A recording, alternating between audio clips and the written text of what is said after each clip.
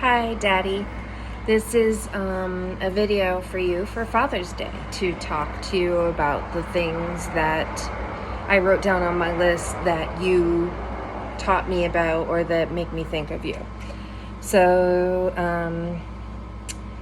I want to start with snakes. That you taught me not to be scared of snakes, and when you found them in the garden or curled up in the holly tree, you would take them in your hand and have me take them in my hand and show me that they're not scary and that they're sweet and gentle, and you taught me to be kind to them.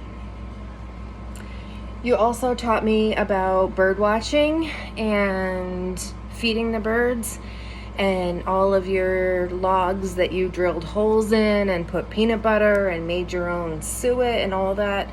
I did not appreciate that when I was whatever age that was, but now I appreciate it, and I enjoy feeding the birds and watching, and I use an app on my phone to identify new species.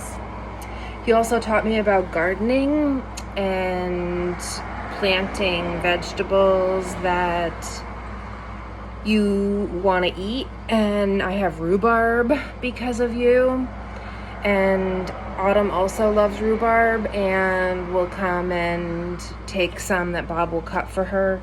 And this year I made a sauce out of rhubarbs and strawberries and ginger that we put on ice cream. It was delicious. My appreciation and love for cactuses, of course, which now I have a lot of your cactuses that I think I'm taking as good care of as you did, but I don't know for sure. We'll have to still see. Some of them, I've lost a couple, but some of them are doing amazing, and definitely the Lapaphora williamsii is doing well. That's the most important one. You taught me how to vacuum. You taught me how to go quicker on the forward and slower on the backward in order to make sure that you suck up all the little bits and to follow a pattern, a grid in the process of vacuuming. I don't recall, but Bob believes that you must have taught me how to brush my teeth because I do it in a very slow and deliberate pattern, and he believes that you must have been the one that taught me how to do that. Sometimes when I feel like, why me, why not Mitchell, I say that, and I don't know, Daddy, if you remember that, but I'm assuming you do. Or if not, Mommy will help explain it to you. But yeah, Mitchell across the road growing up, you would, when something happened to you, you would say, why me, why not Mitchell? And now I say it sometimes too. Okay, so listening to books. I did a lot of listening to books because of you, and also got Bob into listening to books, and he subscribes to Audible, which is one of those apps like you pay every month. And he listens to books basically on a ravenous basis still to this day because of you. And it's basically doubled his vocabulary. I feel he's much smarter from having listened to books because he, uses different words and is aware of different things. And, he also will sometimes return books, which you can do with Audible if you listen to it and it's not good. You can just return it and get credit for a different book. So he tries different things. He likes a lot of sci-fi. But anyway, that's all because of Daddy and audiobooks. I remember a time when you taught me about condensation and weather in relation to being in the car, and there was a little condensation in the window, and you talked to me about the warm versus the cool and why that would happen. I always have laughed about how I don't really quite understand what you did for work. That I knew you did actuarial work, but other than that, I also knew that you did like stuff for insurance companies, but I never really totally understood what your job was. And so I feel like that's kind of like one of those funny things that I think actuaries calculate risk. Anyway, I remember you teaching me not to write over my eraser scraps because, I'm a lazy person. I really am, honestly. And when I write something and erase it and leave the eraser scraps there, and I would write over it, Daddy would be like, that is so lazy. Don't do that. Wipe away the eraser scraps. It's not that hard. And then write again. Daddy Delights. Daddy would make ice cream sundaes, and we were allowed to have all the things on the ice cream. So it was whatever ice cream we had, but then we would have in that bottom drawer next to the fridge, there were all the different sprinkles and sugars and those silver ball things. And then whatever syrups, we usually had Hershey's syrup, and we usually had those cherries. And so Daddy Delights were you could have everything. And also, Daddy, sometimes you'd let me heat up peanut butter and make a peanut butter syrup to put on my Daddy Delight. And it always had way too much stuff on it, which was awesome. Your humor is not something that everyone appreciates because it's not for dumb people. You have to be smart enough to understand my dad's jokes because they're not just dumb people jokes. They're you have to be smart and understand what he's talking about. And sometimes I'm not even smart enough for my dad's jokes. Remember, Daddy, about Russell Stover chocolates and how Grandpa Ed, your dad, would have chocolates when we would go over there for Thanksgiving, and you couldn't touch any of the chocolates. You had to pick without touching. You can look without touching. And I think you're kind of the same way. You've always kind of been the same way. You don't have to touch it. Just pick it. So just in time, Bob is here around the corner because I just came to where we talk about your signature dance.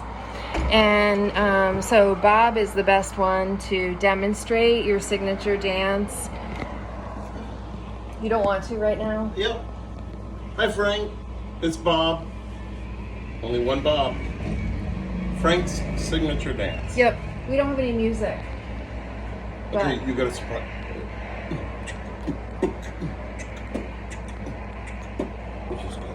Yeah, it's kind of like riding a horse. Oh, I gotta stay still though. Yeah, so there's your signature moves. Kind of like riding a horse. It's subtle. You gotta watch. It's more thin. Yeah, you're more thin, but that's okay. So that is something that every so often Bob busts out with your signature dance. You helped me that time when I had flooding in my condo back when not when I first moved to Vermont, but when, actually it was shortly after Lawrence left for Iraq. And I was alone in the condo, and the hot water heater broke and flooded water in the basement. And I, of course, could not get a hold of Lawrence and didn't know what to do. And I called you, and you helped me figure out who to call and what to do. And that was awesome. Also, similar story to my flat tire in Burlington when I was here just for the 8 weeks for my physical therapy internship.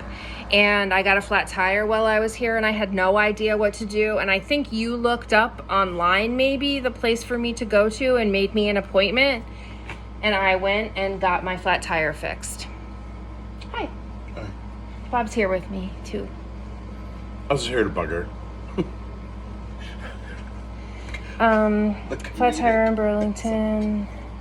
So yeah, other things that I wrote down was how you moved me, to college, home from college, to college, home from college. Even when you had a hernia and you still came and moved me. You helped me buy my first car. You came and did the negotiations and helped me with that whole process.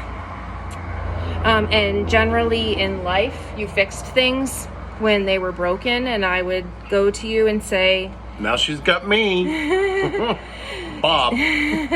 Daddy, this drawer won't close anymore. It keeps sticking. Or this thing fell apart, or I stepped on it, or whatever, and you would fix it. And it's true, Bob now does actually fix things for me. Okay, I'm almost there. The story I wanted to just remind you of is the scuba diving in Bermuda when I got the bloody nose and there was the barracuda. And I tried to stay calm and listen to the instructor and let the instructor help me clear my mask and all that stuff. But that I still ended up having to go up. But it was a pretty cool experience. And whenever I have a patient that's into diving, I tell them that story. This is not to make you feel sad at all, of course, but it's Godivas. I don't get them anymore. I miss getting Godivas, and I loved that for every holiday and everything we got Godivas. They were so good, and they do sell some sort of Godivas in the grocery store, but they're not what we got in those golden boxes with beautiful ribbons on them that had seasonal designs on them. Yeah, I miss that. And also just Bermuda, that we have such good memories of being in Bermuda. And specifically, I wanted to just remember the peas, that feeding the fishies peas, and bringing them in the suitcases. But also, when we were little, and Laura and I used to wear matching outfits and do each other's hair to go out to dinner. Bermuda was amazing, and we have such good memories. So this video is long enough. Those were the list of things that I wrote down. Obviously, there's way more, and you've been generous to us and given us so much in our life and so many good experiences. I just thought of one more thing that's not on the list because it wasn't part of my life when I made the list, but that's the aquariums. And I have 3 now. I have, 3 different aquariums now. And it's a lot of work, but it makes me happy, and they kind of remind me of you. So happy Father's Day, and I love you.